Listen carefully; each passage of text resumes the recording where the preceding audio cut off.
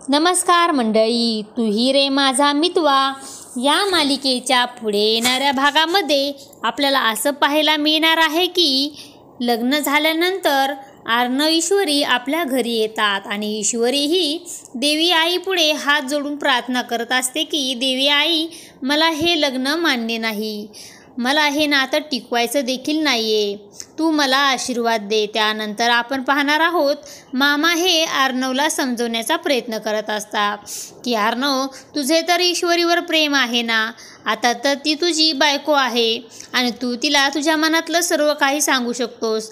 तेव्हा अर्णव हा मामाला बोलतो की मी तिचा नवरा आता आहे, पण याच्या अगोदर मी तिच्या जीवनातला सर्वात मोठा विलन आहे.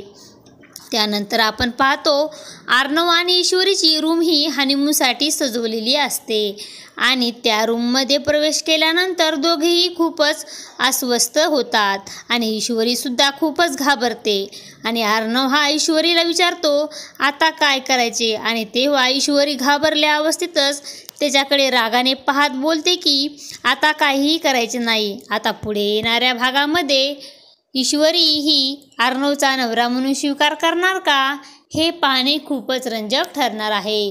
तूही रे माझा मितवा या मालिकेचे सर्व अपडेट पाहण्यासाठी आपल्या चॅनलला लाईक करा, शेअर करा आणि सबस्क्राईब करायला विसरू नका. धन्यवाद.